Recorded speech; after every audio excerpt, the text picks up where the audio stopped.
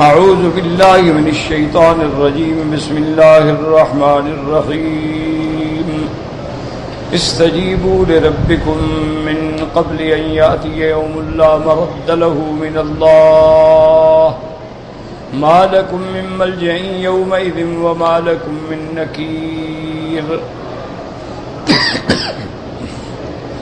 فإن أعرضوا فما أرسلناك عليهم حفيظا إن عليك إلا البلاغ وإنا إذا أذقنا الإنسان منا رحمة فرح بها وإن تصبهم سيئة بما قدمت أيديهم فإن الإنسان كفور. قال المؤلف المفسر رحمه الله تعالى أدام النفع بعلومه وعلومكم في الدارين آمين إلى أن قال لما ذكر تعالى ما يكون في يوم القيامة من الأهوال والأمور العظام الهائلة حذر منه وأمر بالاستعداد له. اب مفسر رحمت اللہ علیہ فرماتی ہیں کہ سابقہ آیات میں اللہ تبارک و تعالی نے قیامت اور قیامت کے احوال کا ذکر فرمایا اور قیامت میں جو بڑے بڑے اہم امور سامنے آئیں گے اور جو انسان کو حیران کر دینے والے ہوں گے، تو اب ان آیات میں اللہ نے ڈرایا ہے اپنے بندوں کو، وَأَمَرَ بِالِاسْتِعْدَادِ لَهُ، اور حکم دیا ہے کہ تم قیامت سے آنے سے پہلے آخرت کی زندگانی کے لیے کچھ اسباب تیار کر لو.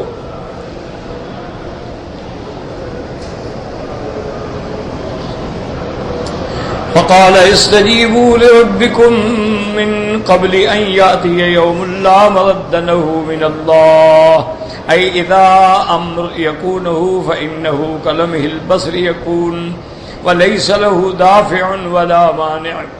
جب یہ اللہ تبارک و تعالیٰ کا حکم آنے والا ہے، قیامت قائم ہونے والی ہے، اور قائم بھی ایسے ہوگی کہ جیسے پلک جھپکنے کی دیر کے اندر قیامت قائم ہو جائے گی.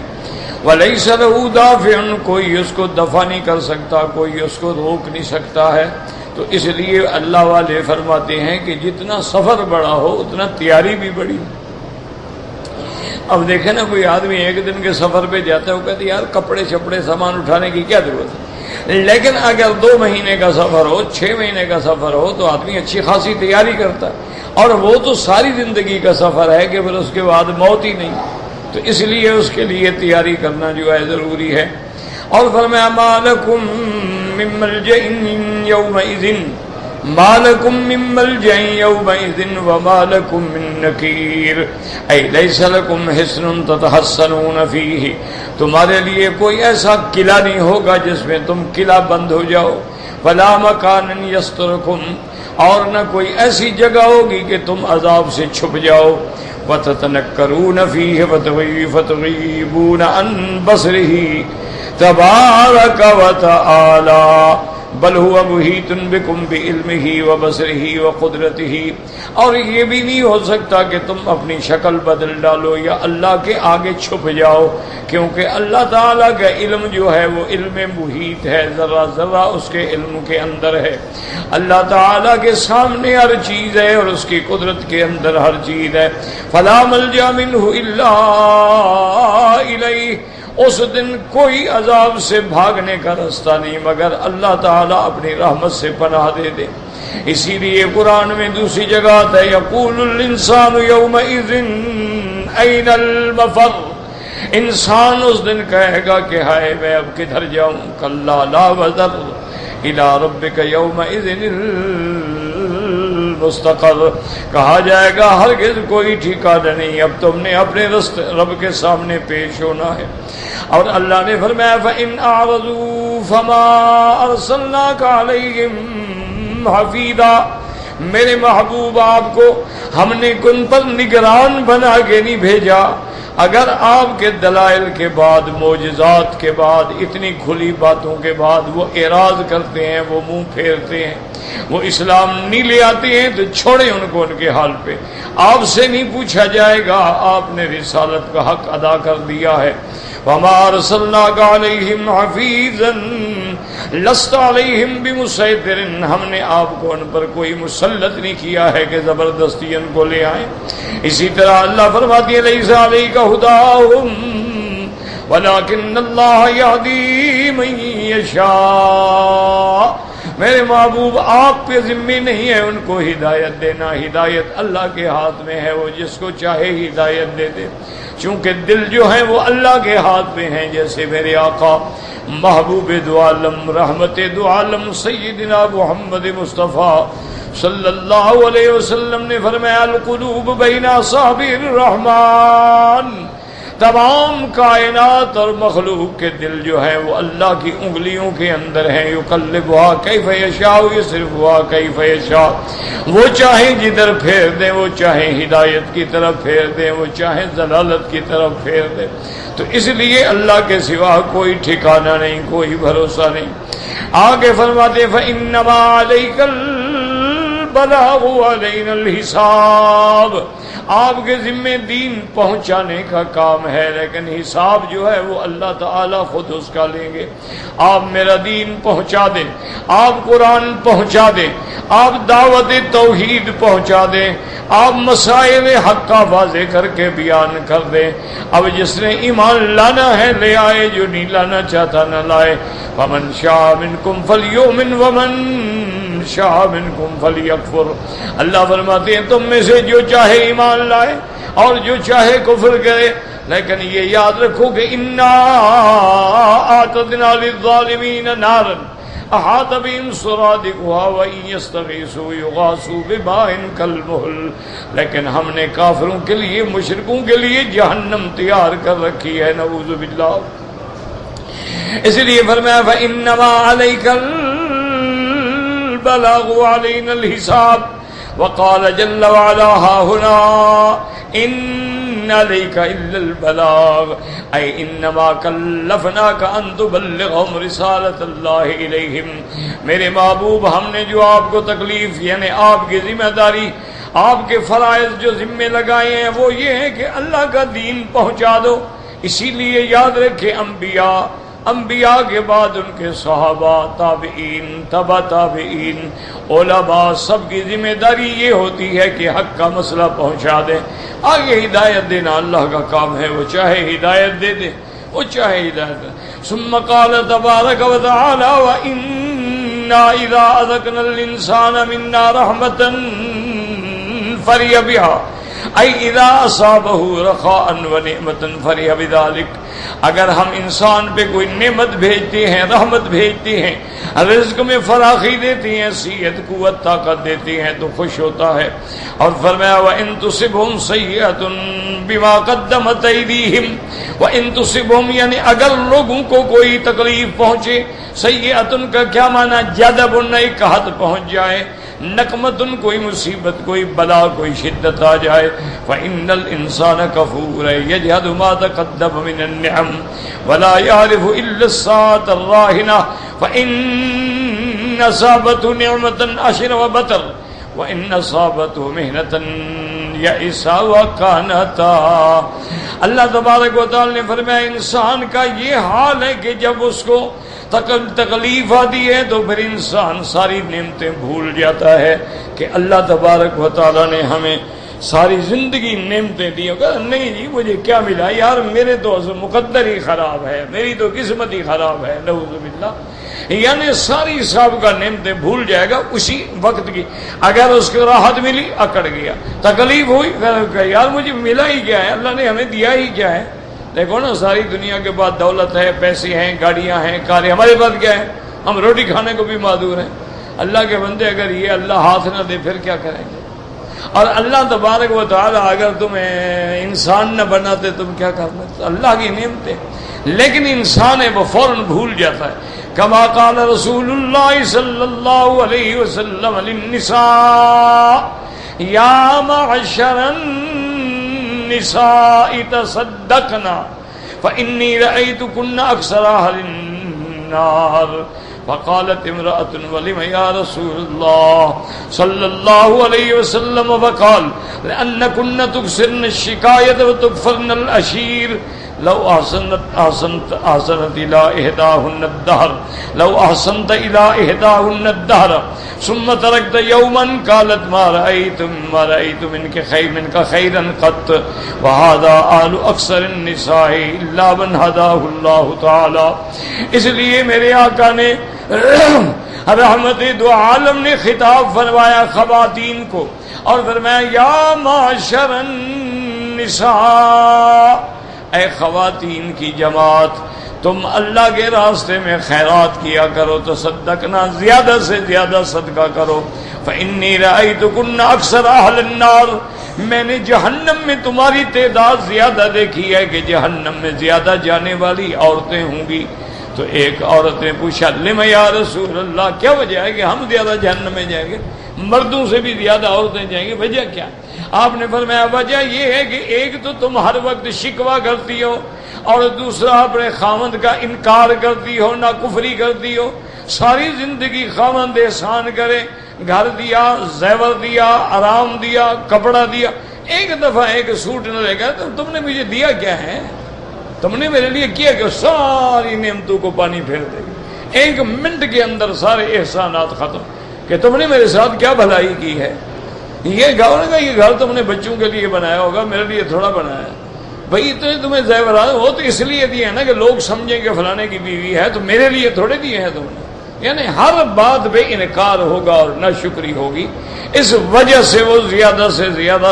اس لیے حضور نے فرمایا لو احسنت الی احداهن الدهر، تم ساری زندگی اس پہ نیکی کرتے رہو، ایک دن اس کی بات نہ مانو تو کہے گی ما رأیت منک خیرا قط، میں نے تو تم سے آج تک کوئی بھلائی دیکھی ہی نہیں ہے.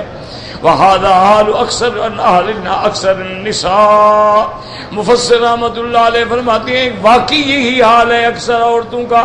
إِلَّا مَنْ هَدَاهُ اللَّهُ تَعَالَى وَأَلْهَمَهُ رُشْدَهُ. ہاں مگر وہ عورتیں جن کو اللہ نے ہدایت کی ہے اور جن کو اللہ نے راستہ دکھلایا ہے. وَكَانَ مِنَ الَّذِينَ آمَنُوا وَعَمِلُوا الصَّالِحَاتِ فَالْمُؤْمِنُ كَمَا قَالَ. اور وہ عورتیں بھی صحیح معنی ایمان والی اگر ہیں، ان صابت سراء شکر وکان خیرا له وان صابت ضراء صبر وکان خیرا له وليس ذلك لأحد الا للمؤمن. میرے آقا نے فرمایا کہ کائنات کے اندر مومن کی بڑی شان ہے، اللہ نے ہر حال میں مومن کے لیے خیر ہی خیر رکھی ہے. ان صابت سراء، اگر کوئی آرام ملے، دولت ملے، شکر شکر کرتا ہے تو یہ شکر کرنا بھی اس کے لیے بہتر ہے. اور اگر مومن پہ کوئی مصیبت آئے صبر کرتا ہے، یہ صبر کرنا بھی اس کے لیے بہتر ہے. وَلَيْسَ ذَلِكَ لِأَحَدٍ إِلَّا لِلْمُؤْمِنِ. حضور نے فرمایا یہ نعمت ما سوا ایمان والوں کو کسی کو نہیں ملی کہ ہر حال میں اس کے لیے خیر ہی خیر ہے. مصیبت آئے شکر کیا تب بھی ثواب، اور راحت ملی شکر کیا تب بھی ثواب. یہ تو ایمان والوں کی باتیں ہوتی ہیں. ہمارے دوست جنوبی افریقہ کے احمد لمبات، بڑا اللہ والا آدمی تھا ماشاءاللہ، اس کو مکے اور مدینے سے عشق تھا. کل فوت ہو گئے، اللہ ان کی مغفرت فرمائے. درجہ ابھی شام انشاءاللہ جنازہ آئے گا. یعنی شدید بیمار تھے، سارے گھر والوں نے منع کیا اس حال میں سفر نہ کرو. ایک عجیب بات ہے، میں مکے مدینے مرنا چاہتا ہوں، تم کہتے ہو سفر نہ کرو. میرا گھر ادھر ہے، ادھر گھر تھوڑا ہے کہ میں آرام کروں. جدے اترے احرام کی حالت میں موت آئی، احرام باندھا ہوا ہے. اسی لیے ایک حدیث میں آتا ہے نا کہ عرفات کے میدان میں صحابہ نے پوچھا کہ یا رسول اللہ صلی اللہ علیہ وسلم، ہمارا بھائی تھا، حج میں آیا تھا، احرام میں ہے، موت آ گئی، اس کے لیے اب کیا حکم ہے کہ اس کو کفن کیسے دیں؟ فرمایا اسی احرام کی چادروں میں کفن دے دو اور سر پہ کپڑا نہ ڈالو، تاکہ قیامت والے دن جب اٹھے گا تو لبیک اللہم لبیک کہتا ہوا اٹھے. تو یہ بڑے نصیب کی بات ہوتی ہے. دیکھو موت تو سب کو آنی ہے نا، کوئی کسی کو بچے، کوئی بچ جائے گا، آنی ہے، لیکن شان والی موت ہو. اللہ تبارک و تعالیٰ کے نبی نے اس لیے دعا مانگی ہے کہ اللہم انی اعوذ بک ان جہد البلاء ودرک الشقاء وسوء القضاء وشماتت الاعداء. حضور نے بری موت سے پناہ مانگی۔ موت ہو تو پھر شان والی ہو، نہ ہو جیسے کسی شاعر نے کہا نا کہ جس دھج سے کوئی مقتل میں گیا وہ شان سلامت رہتی۔ موت تو آنی ہے، موت کس کو نہیں آئے، موت تو برحق ہے۔ میرے اپنے دوست تھے حاجی قاسم میمن تھے، بہت بڑے لوگ تھے، کاروباری لوگ تھے، میرے ساتھ بس محبت تھی، اللہ ان کی قبر پہ رحمت کرے۔ کئی دفعہ میرے پاس آئے، اب تو وہ مر گئے ہیں نا، اور ہمیشہ آگے میرے ساتھ لڑتے، کہتے مکی صاحب اتنا عرصہ ہو گیا، 50 سال آپ کے والد نے اس حرم میں پڑھایا ہے، 30 سال آپ کو بھی ہونے والے ہیں انشاءاللہ، اور آج تک آپ کرائے کے مکان میں رہتے ہیں۔ یار میرا دل بڑا جلتا ہے، آج میرے پاس پیسے ہیں، لے لو مکان خرید لو۔ اس زمانے میں 1,00,000-2,00,000 ریال میں مکان مل جاتے تھے، کوئی اتنی بڑی بات نہیں تھی جو آج تو ملینز میں بھی نہیں ملتے نا۔ میں کہہ رہا چھوڑو آج سے، وہ کہہ رہا یار میرا کاروبار ایسا ہے کہ کبھی میرے پاس کروڑوں ہوتے ہیں اور کبھی میرے پاس روٹی کبھی نہیں ہوتا، میرے پاس پیسے ہیں لے لو۔ میں انکار کرتا، کہتے اچھا ایسا کرو تم مجھ سے قرضہ لے لو۔ چلو تمہارا ضمیر گوارا نہیں کرتا، بلوچ آدمی ہو، غیرت تمہاری گوارا نہیں کرتی ہے، قرضہ لے لو۔ قرضہ لینا تو شریعت میں جائز ہے نا، اور قرضہ یوں لے لو آہستہ آہستہ، جب اللہ تمہیں توفیق دے ادا کر دو۔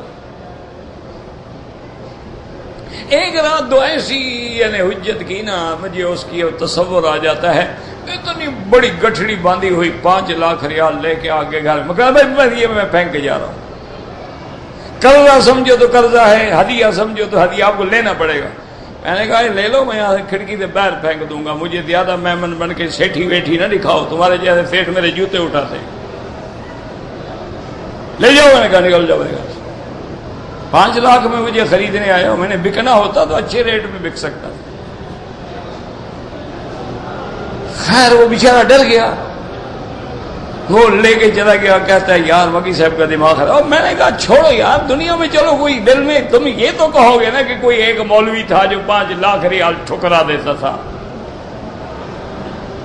چلو تم مولویوں کو ہم بدنام تو نہ کریں نا، ان کی عزت کا اللہ کی شان ہے۔ آخری رات تھی، کہنے لگا آج رات کھانا اکٹھے کھائیں گے۔ مجھے یاد ہے مولوی یاسین صاحب ہیں ملتان کے، وہ بھی میرے ساتھ، میں بھی کھانا کھایا، جمعرات تھی، رات کے 12-1 بج گیا۔ میں نے کہا حاجی صاحب اب جان چھوڑو ہماری یار، ہم نے صبح میں، اور کہتا ہے مکی صاحب پھر پتہ نہیں کب ملاقات ہوگی۔ اچھا میں نے کہا حاجی صاحب آپ نے ایک بڑا اچھا کام کیا۔ کہتا ہے کون سا؟ میں نے کہا ایک بیٹا تم نے حافظ بنا دیا ہے، چلو قیامت میں تمہاری شفاعت تو کرے گا۔ اور کہتا ہے یار چھوڑو میرے، میں بچوں میں نہ ڈالو، میں تو تمہارے گلے میں ہوں۔ یہ کہہ کے ہم 2 بجے رات کو علیحدہ ہوئے، کہا میں صبح مدینہ باغ جا رہا ہوں، واپسی پہ عمرہ کروں گا، وقت ملا تو آپ کو ملوں گا، نہ ملا تو السلام علیکم، ملاقات ہو گئی۔ میں نے کہا جی ٹھیک ہے۔ میں جناب ہفتے والے دن فجر کی نماز کا نیچے وہاں درس دے رہا تھا، ایک آدمی آیا، اس نے کہا جی حاجی قاسم فوت ہو گیا اور سامنے لاش پڑی ہے۔ احرام باندھا ہوا ہے، صبح کی نماز پڑھے، سجدے کے اندر فوت ہو۔ موت برحق ہے، بس دعا کرو اللہ ایمان پہ موت دے، اور ایسی موت ہو کہ دنیا دیکھ کے عشش کر اٹھے۔ میرے دوست تو میں نہیں کہہ سکتا، سید نصیر الدین ناصر گولڑا شریف کے سجادہ تھے، اتنی بڑی گدی ہے آپ کے ملک کی، اور یہ واحد آدمی تھا جس نے اس گدی پہ، اس منبر پہ کھڑے ہو کے توحید کا نعرہ بلند کیا، اور بڑا چھوٹی ہی عمر تھی، 50 سال نہیں ہوں گے میرے خیال میں، اور اس عمر میں عربی کا شاعر، فارسی کا شاعر، اردو کا شاعر، سریکی کا، پنجابی کا شاعر، اور توحید پہ اتنا کام کیا ہے نا جی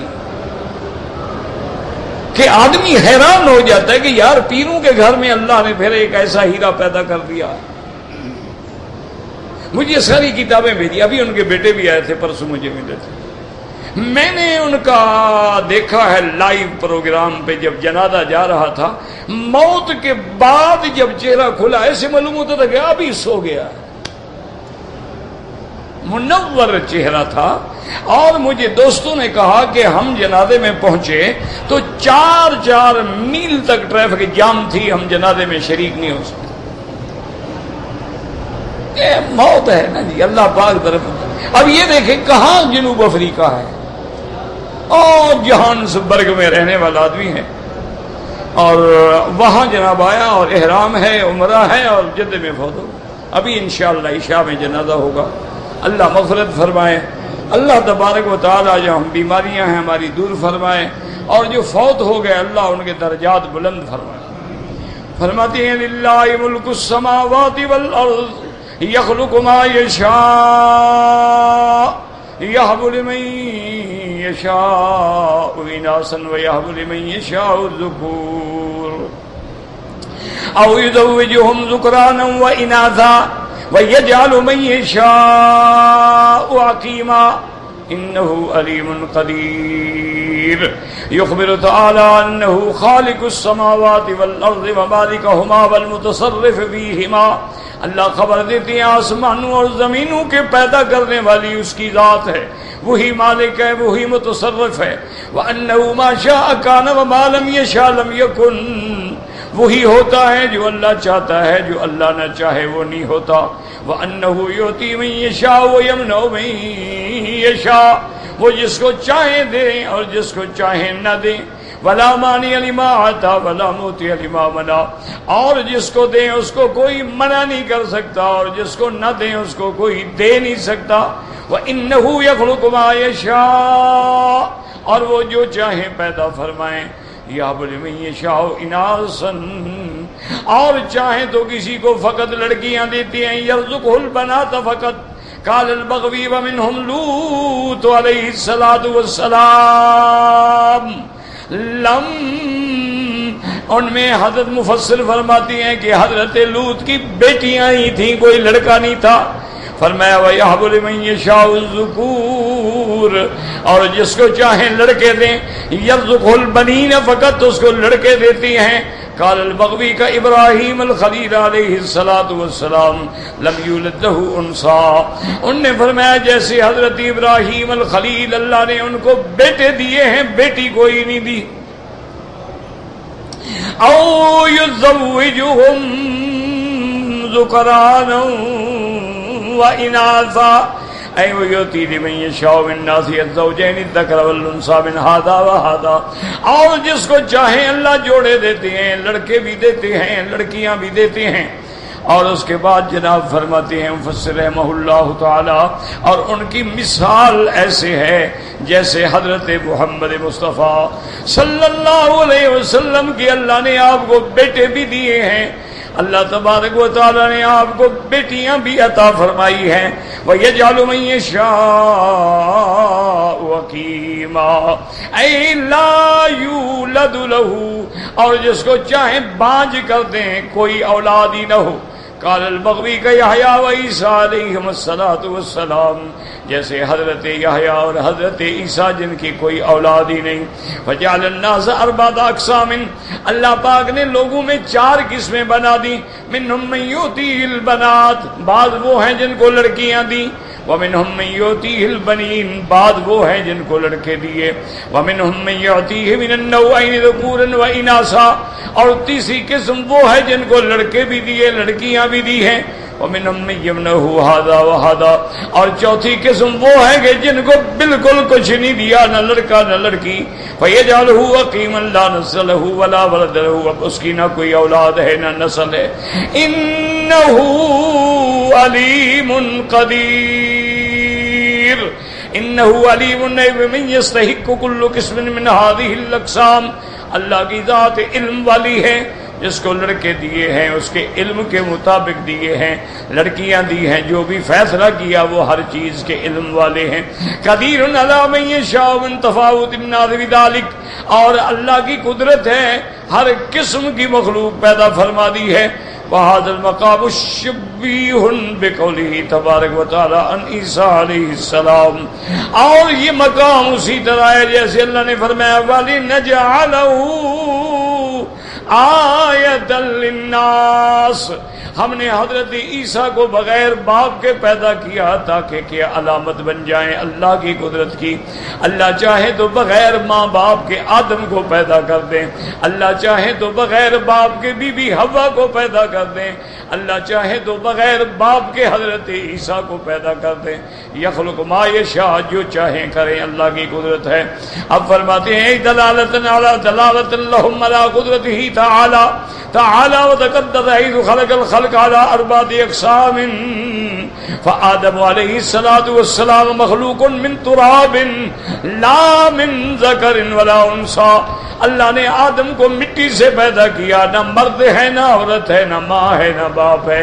وحوا علیہ السلام مخلوقۃ من ذکر بلا انثى، اور اللہ نے بی بی حوا کو مرد سے پیدا کیا ہے، حضرت آدم کی بائیں پسلی سے پیدا کیا ہے۔ وسائر الخلق سوا عیسیٰ علیہ السلام من ذکر و انثى، اور آدم کی جتنی اولاد ہیں وہ مرد اور عورت کے ملنے سے پیدا ہوتی ہیں۔ حضرت عیسیٰ کو اللہ نے بغیر باپ کے پیدا فرما دیا ہے۔ وعیسیٰ علیہ السلام من انثى بلا ذکر، فتمت دلالۃ بخلق عیسیٰ ابن مریم علیہ السلام، ولہذا قال تعالی ولنجعلہ آیۃ للناس۔ وهذا المقام في الآباء والمقام الأول في الأبناء وكل منهما أربعة أقسام فسبحان العليم القدير۔ پاک ہے اس کی ذات جو علم والی بھی ہے اور قدرت والی بھی ہے، اور اس کا ہر فیصلہ حق ہے، اور جو چاہتے ہیں انما امرہ اذا اراد شیئا ان یقول له کن فیکون، جو چاہتے ہیں بس ارادہ فرماتے ہیں، حکم ہوتا ہے ہو جا، بس وہ چیز ہو جاتی ہے۔ فسبحان الذی بیدہ ملکوت کل شیء والیہ ترجعون، اسی کے ہاتھ میں تمام ملکوت ہے، اسی کی طرف سب نے لوٹ کے جانا ہے۔ اللہم امتنا علی الاسلام، اللہم ارزقنا حسن الختام، اللہم اجعل آخر کلامنا لا الہ الا اللہ محمد رسول اللہ۔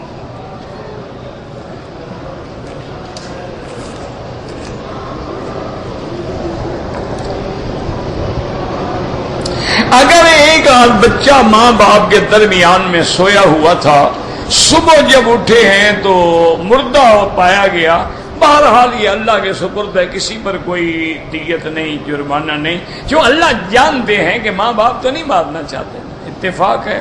اور اگر سونے میں کچھ ہو گیا تو مرفوع القلم ہے۔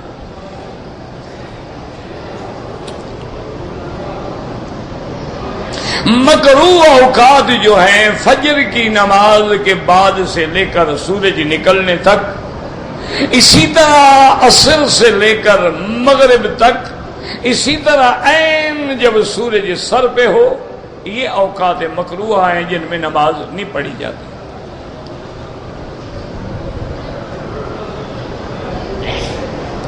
امام ابو حنیفہ رحمۃ اللہ علیہ کے نزدیک کوئی آدمی اگر فجر کے بعد طواف کرے تو ان کے نزدیک افضل اولا یہ ہے کہ سورج نکلنے کے بعد 2 رکعت ادا کرے، کیونکہ حضور پاک کی ایک صحیح حدیث ہے کہ لا صلاۃ بعد الفجر حتی تطلع الشمس، کہ جب تک سورج نہ نکلے کوئی نماز ہے ہی نہیں۔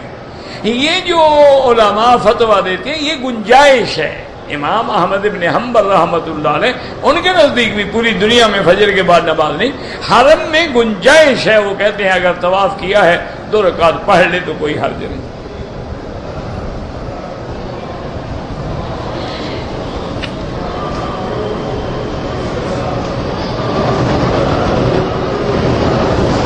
کہتے جی کہ مجھے ہمارے ملک کے کسی عالم نے کہا ہے کہ اس ملک میں جو جانور ذبح ہوتے ہیں وہ ٹھیک نہیں ہوتا ہے ذبیحہ، تو یہ کیا بات؟ میرا بھائی بات سنو، جو مکے میں ذبح ہوتا ہے، مدینے میں ہوتا ہے یا اس ملک میں ہوتا ہے وہ بالکل اسلام کے مطابق ہے۔ آپ کو اطمینان نہیں ہے تو فقیہ کا مذہب ہے، جا کے دیکھ لیں۔ الوطنی والوں کا مذبح ہے، جا کے دیکھ لیں۔ یہاں باقاعدہ مسلخ ہیں جہاں روزانہ جانور ذبح ہوتے ہیں، وہاں جا کے کھڑے ہو جائیں، دیکھ لیں۔ ہاں جو باہر کے ملک سے چیز آتی ہے اس پر کوئی اعتبار نہیں، اس پر بھروسہ کرنا بڑا مشکل۔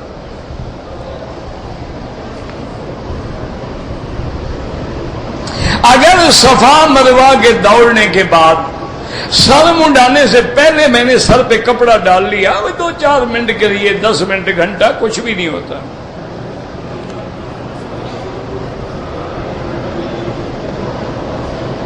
کہتے ہیں جی کہ وطر میرا بھائی گزارش یہ ہے کہ جو لوگ 2 رکعت پڑھ کے سلام پھیر کے پھر 1 رکعت پڑھتے ہیں، یہ بھی حدیث میں موجود ہے، ہمیں کوئی انکار نہیں ہے۔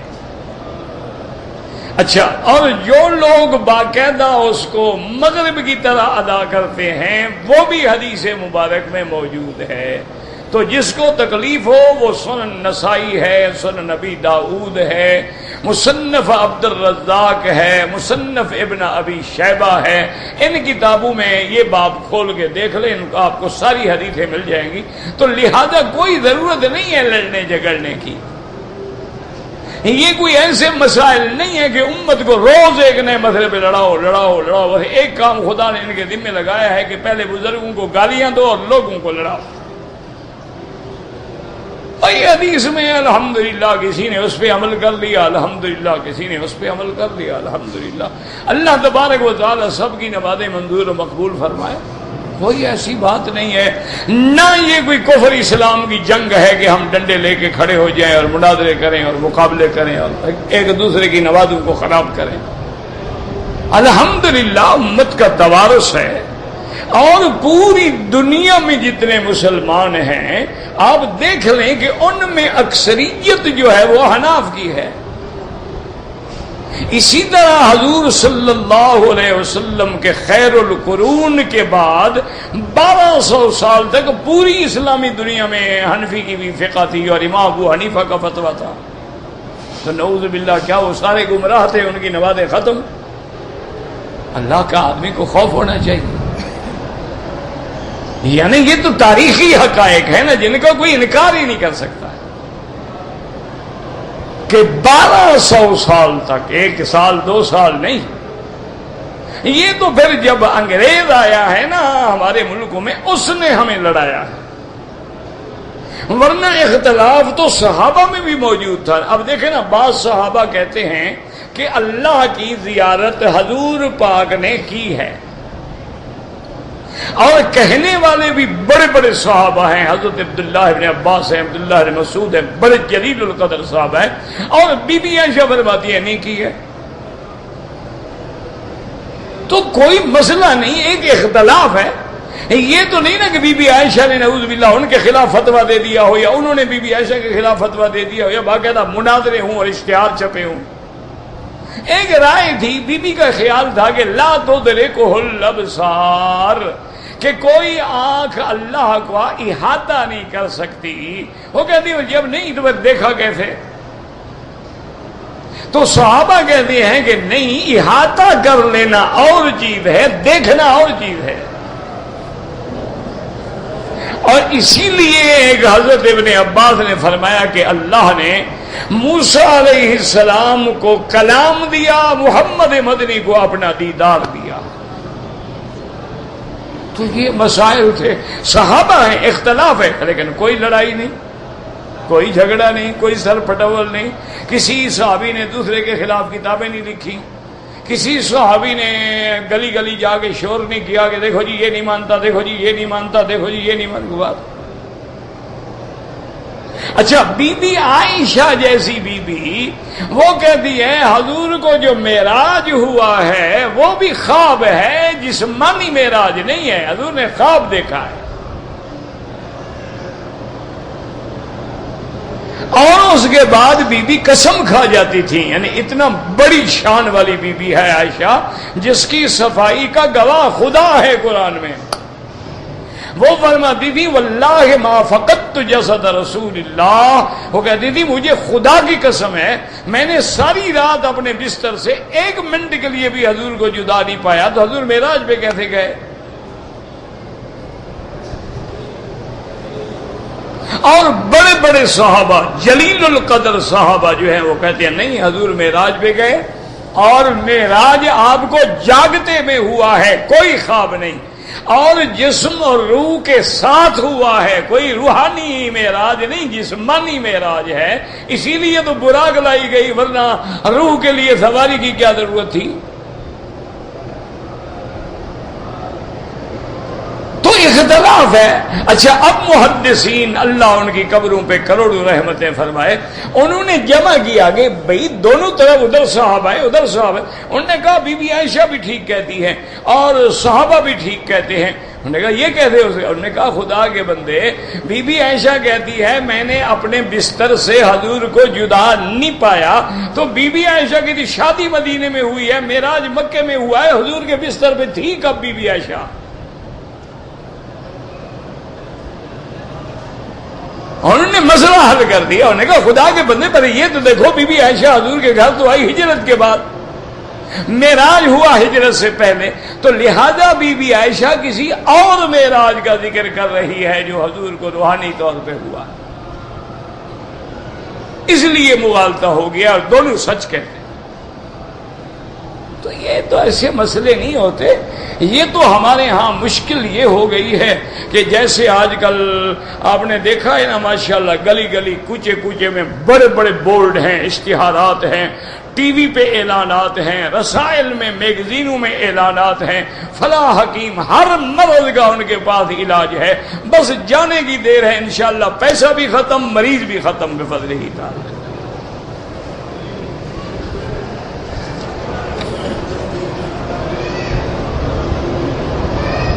اگر کوئی آدمی حج پہ آ کر اپنے فوت شدہ رشتہ داروں کی طرف سے قربانی کرے بالکل جائز ہے، کوئی منع نہیں، ضرور کرے، کوئی مسئلہ نہیں۔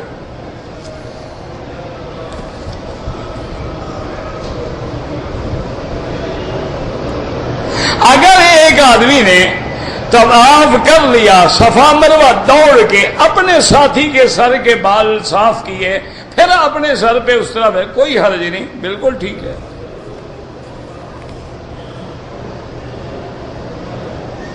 اگر ایک آدمی نے سر نہیں مڈایا تھا، احرام اتار دیا، لیکن اگر چند گھنٹوں کے اندر اندر دوبارہ سر منڈا لیا تو کوئی جرمانہ نہیں۔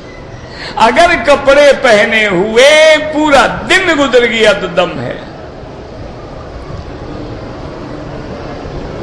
استلام کے لیے کالی پٹی کے بجائے انہوں نے سامنے نشان لگا دیا ہے، تم نیچے دیکھتے تھے تو کھڑے رہتے تھے، اس لیے انہوں نے کعبہ شریف کے اسی کونے پہ سنہری 4 تمغے لگا دیے ہیں۔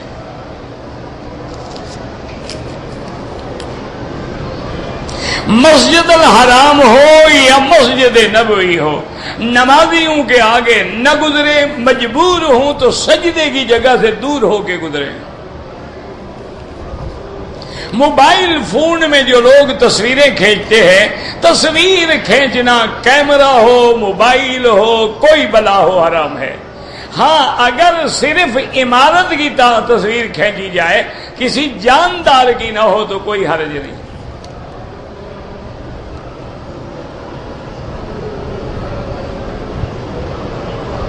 بھئی میں نے کہا تھا کہ آپ مجھے مل لیں عشاء کے بعد، پھر انشاءاللہ ملاقات ہو جائے گی۔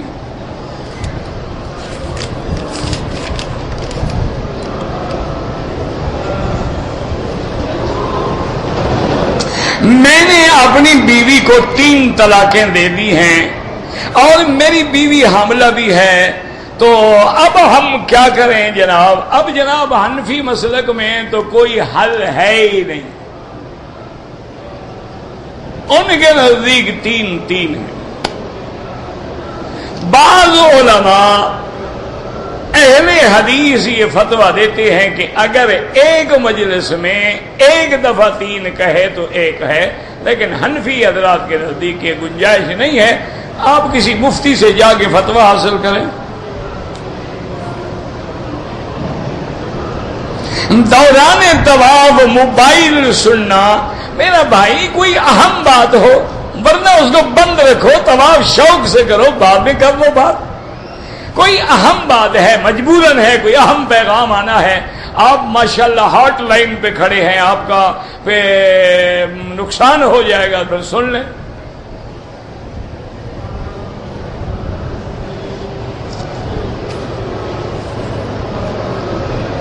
بنگلہ دیش سے آیا، احرام باندھ کے نہیں آیا، اگر ڈپٹی ہے، نوکری ہے تو نہیں باندھا تو بچ جائے گا دم سے، اگر عمرے کے لیے آ رہا تھا اور نہیں باندھا تو عمرہ بھی قضا کرے، دم بھی ادا کرے۔ کہتے جی کہ اگر میاں بیوی مثلا قبلے کی طرف سر کر کے لیٹے ہوئے ہیں اور میاں بیوی اگر آپس میں ملے اور سر قبلے کی طرف ہو، کوئی فرق نہیں پڑتا جناب، کوئی فرق نہیں پڑتا۔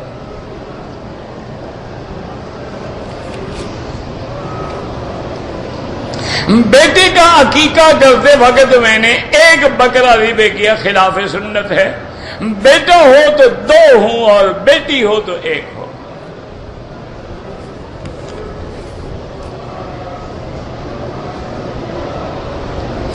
مسافر نے نماز پڑھنی ہے، نیت کیا کرے؟ یہی جو نیت، ابھی عشاء کے لیے کھڑے، نیت ہے تو کھڑے ہیں، بس دل میں نیت ہے، اور کیا نیت کریں؟ جو نمازیں رہ گئی ہیں ان کے لیے سب سے پہلے توبہ کرو سچے دل سے کہ آئندہ میں نماز نہیں چھوڑوں گا، اور اس کے بعد ہر نماز کے بعد قضا پڑھتے رہو۔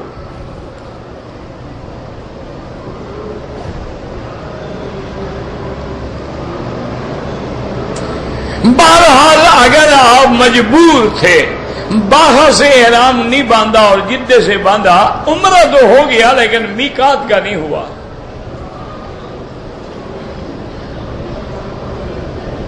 طواف کے دوران میں مختصر کیا پڑھنا ہے؟ سبحان اللہ، الحمدللہ، لا الہ الا اللہ، اللہ اکبر وللہ الحمد، لا حول ولا قوت الا باللہ۔ ورنہ تمہیں جو بھی یاد ہو وہ پڑھو، درود شریف، کلمہ شریف، یہ کتابیں لے کے پڑھنا یہ تو بلا وجہ ہے اور بدعت ہے۔ وہ چیز پڑھو جو تمہیں یاد ہے اور دل لگا کے پڑھو۔ کلمہ شریف آتا ہے، درود شریف آتا ہے، جو بھی آتا ہے، کچھ بھی نہ آتا ہو چپ کر کے چکر لگا لو، طواف ہو جاتا ہے۔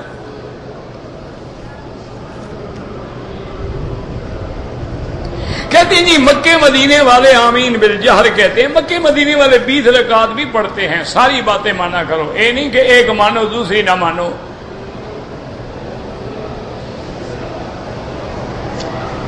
اور یاد رکھو مکے مدینے کی بات نہیں، اصل بات ہے قرآن و حدیث کی، یاد رکھو۔ اب مکے میں بہت سارے لوگ ہیں سگریٹیں پیتے ہیں، تو کیا ہمارے لیے جائز ہو جائے گی؟ مکے میں کتنے لوگ ہیں داڑھی منڈاتے ہیں، تو داڑھی منڈوانا جائز ہو جائے گا؟ یاد رکھو قرآن و حدیث اصل ہے، اس کے بعد اجماع امت ہے، اس کے بعد قیاس ہے۔ تو اب جہاں تک آمین کا مسئلہ ہے، آمین ہے دعا۔ آمین کا معنی کیا ہوتا ہے؟ اللہم استجب، کہ یا اللہ ہماری یہ دعا قبول فرما۔ اور دعا کا جو اصل حکم ہے قرآن میں وہ یہ ہے کہ ایسا مانگو، ادعوا ربکم تضرعا وخفیۃ۔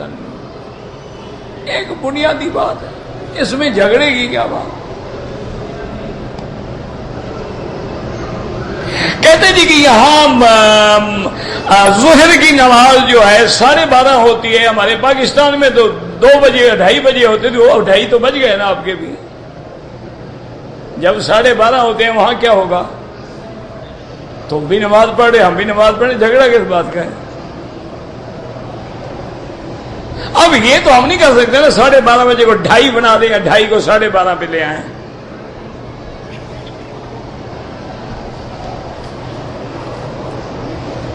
میں نے شادی کرنی ہے تو یہ جو ڈولی میں بٹھا کے لڑکی، یہ ہندوؤں کی رسم ہے۔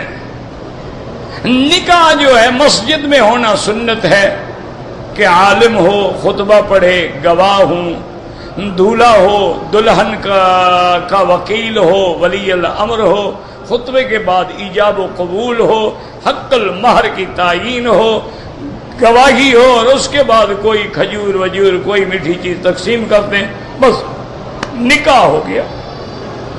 ولیمے کا معنی یہ ہوتا ہے کہ جب بیوی رخصت ہو کے خامد کے گھر میں چلی جائے اور میاں بیوی مل لیں، اس کے دوسرے دن تیسرے دن وہ ولیمہ کر دے۔ اور ولیمہ کا معنی یہ ہوتا ہے جتنا اللہ نے طاقت دی ہے۔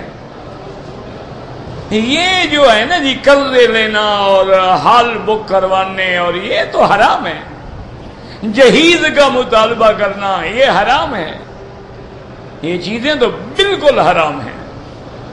اب حضور کی شادی دیکھیں، آمنہ کے لال نے فرمایا صحابہ سے کہ کل میری شادی ہے، جس کے گھر میں جو پکا ہو لے آنا، کٹھے کھا لیں۔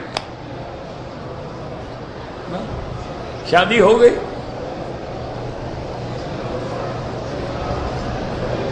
طلاق کی مدت جو ہے حاملہ ہے، حمل وضع ہو جائے، ورنہ 3 مہینے یا 3 حیض یا 3 طہر۔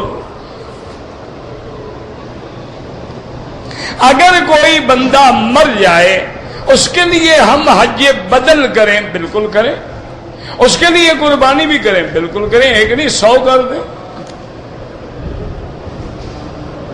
اگر ایک آدمی نے جمعہ نہیں پڑھا ہے تو وہ کیا کرے گا؟ ظہر پڑھے گا اور کیا کرے گا؟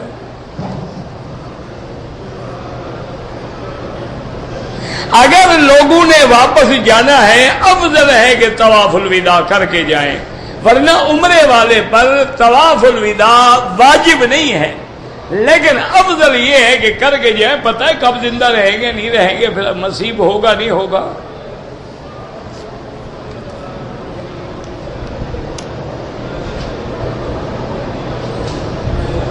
اگر ایک لڑکا یا لڑکی پیدا ہوئی 15-20 منٹ کے بعد فوت ہو گئی، اس کا کوئی عقیقہ نہیں، کس بات کا عقیقہ؟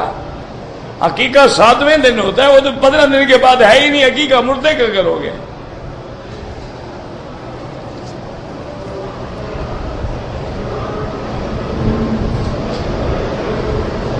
اگر کسی آدمی کا یہ عقیدہ ہو کہ اللہ کے نبی ہر جگہ موجود ہیں، وہ کافر ہو جاتا ہے سیدھا۔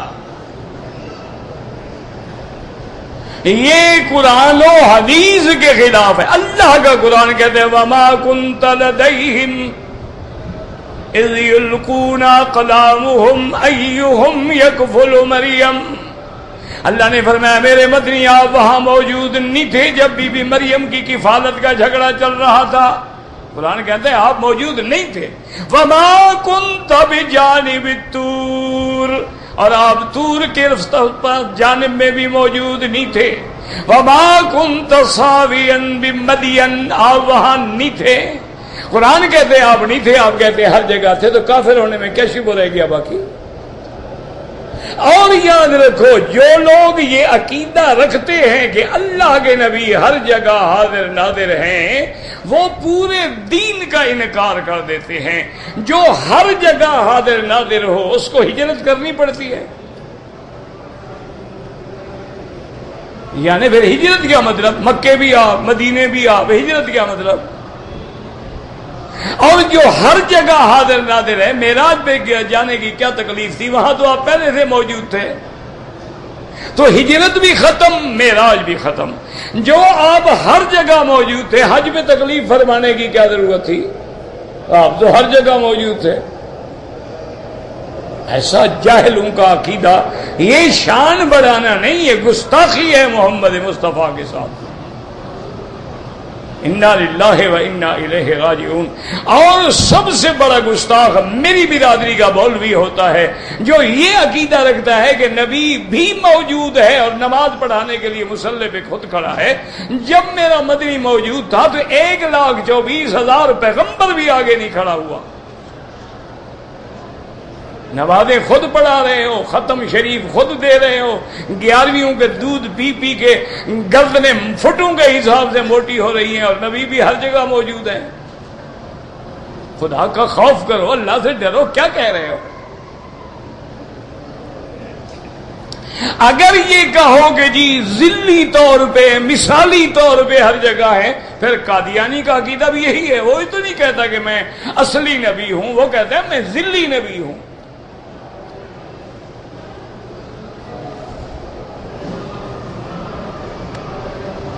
بہرحال جو لوگ فوت ہو گئے ان کے لیے آپ عمرے کریں، حج کریں، جو زندہ ہیں دعا کریں۔ ہر طواف کے بعد 2 رکعت پڑھنا واجب ہے۔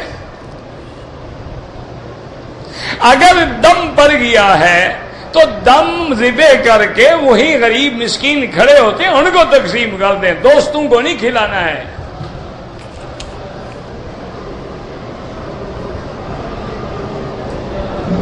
اگر آدمی دونوں طواف صفا کر چکے تھے پھر ایک دوسرے کا ٹنڈ کر دیا، کوئی بات نہیں۔ آب زمزم کے پینے کا سنت طریقہ یہ ہے کہ بیٹھ کے پیئے اور بسم اللہ پڑھ کے پیئے اور 3 سانس لے کے پیئے۔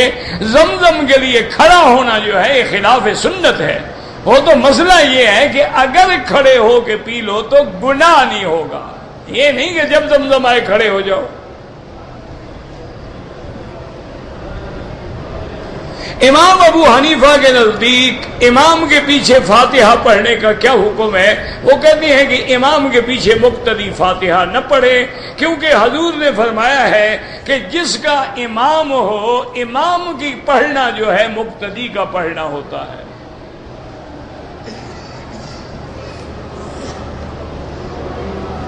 عورتوں اور مردوں کی نماز میں بڑا فرق ہے۔ مرد امام بن سکتا ہے، عورت امام نہیں بن سکتی۔ مرد کے لیے صف اول افضل ہے، عورت کے لیے آخر افضل ہے۔ مرد کے لیے نماز مسجد میں افضل ہے، عورت کے لیے گھر میں افضل ہے۔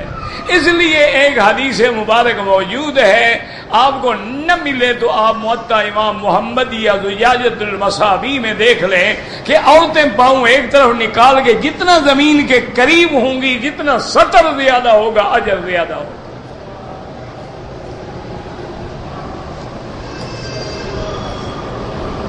جو بے اولاد ہیں اللہ اولاد تو دیں گے، لیکن میرا بھائی اللہ نے اسباب بھی پیدا کیے ہیں۔ پہلے میاں بیوی دونوں میڈیکل چیک اپ کراؤ، آج کل میڈیکل سائنس بہت ایڈوانس ہے، پتہ تو لگے نا کہ نقص خاوند میں ہے، بیوی میں ہے، پھر علاج بھی کرو، دعا بھی کرو۔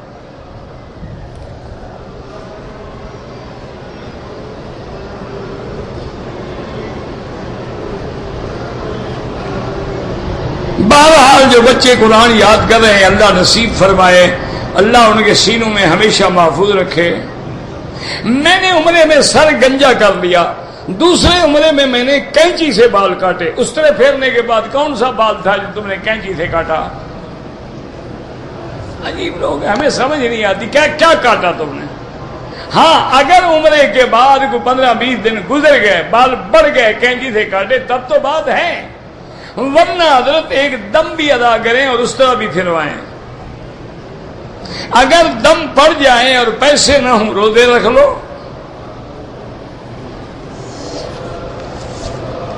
نماز میں اگر ٹوپی گر جائے کوئی بات نہیں، اٹھا لیں۔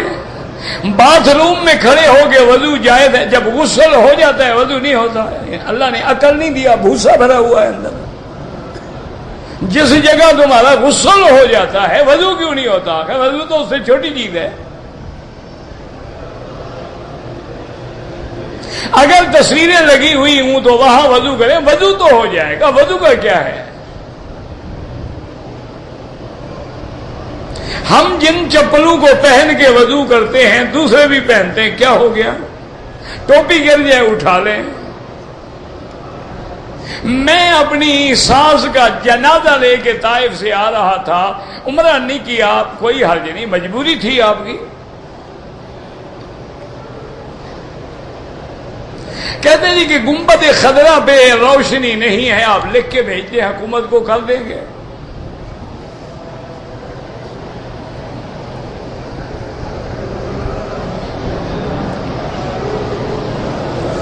تم جو وہاں 12 ربیع الاول کو سارے شہر میں لائٹ لگا دیتے وہ تھوڑی ہے، یہاں بھی لائٹنگ کرانا چاہتے ہیں۔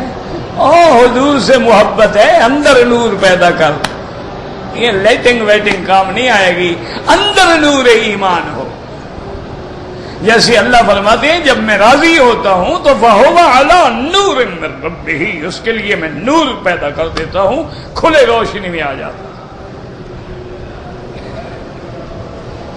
تبلیغ میں فضائل بتاتے ہیں، مسائل نہیں بتاتے۔ مسائل تم بتایا کرو، ایک کام وہ کر رہے ہیں دوسرا تم شروع کر دو، کیا مشکل ہے بھائی؟ اب سارے کام ہو تو نہ کریں نا۔ اب دیکھو نا، ایک آدمی جھاڑو دے رہا ہے، وہی آدمی تو اوپر جا کے لائٹ ٹھیک نہیں کرے گا۔ ایک کام وہ کر رہے ہیں دوسرا تم شروع کر دو۔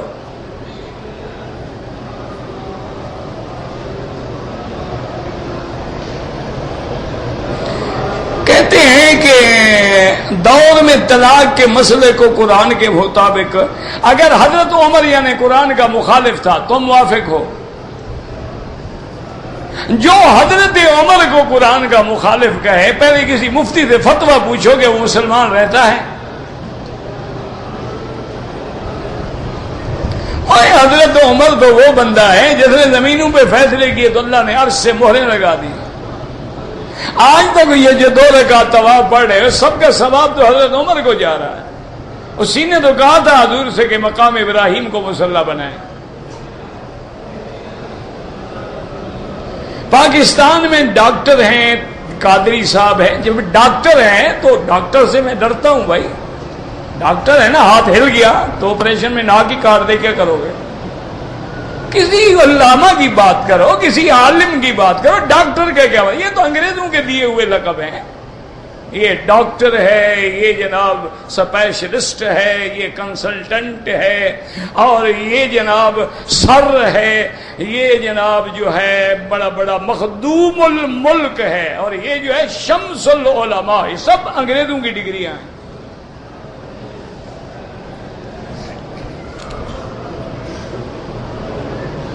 کہتے جی امام احمد ابن حنبل کو رفع یدین کرنا سمجھ آ گیا تو امام احمد ابن حنبل رحمۃ اللہ علیہ تو امام حنیفہ کے شاگردوں کا شاگرد ہے۔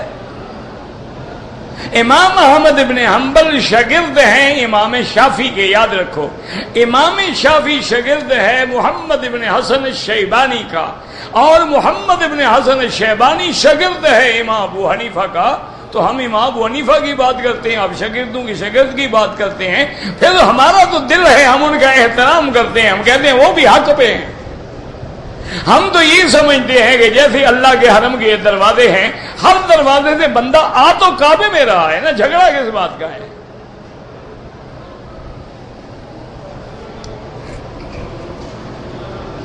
پاکستان میں ٹی وی جائز ہو گئے ہیں، ٹی وی جائز نہیں، اصل بات استعمال ہے، یاد رکھو۔ اب دیکھو نا جی، آپ ایک ماچس بناتے ہیں ڈبیا، آپ کھانے پکانے کے لیے آگ جلائیں گے تو فائدہ ہے، لیکن کسی کے گھر کو آگ لگا دو۔ بے عین ہی ٹی وی کا یہی ہے، اگر قرآن سن رہے ہو، اس میں النور پروگرام دیکھ رہے ہو، المجد دیکھ رہے ہو، دین کی باتیں پہنچائی جا رہی ہیں تو بڑی بات ہے کہ پوری دنیا میں دین پہنچ گیا۔ اگر تم فلمیں دیکھ رہے ہو تو پھر عذاب ہے۔ کہتے جی کہ لوگ زمزم سے کپڑے دھو کے لے جاتے ہیں، مسئلہ کوئی نہیں، اپنے آپ کو دھو کے لے جاؤ، پہلے دیکھو تم ٹھیک ہوتے ہو، تجربہ کر لو نا۔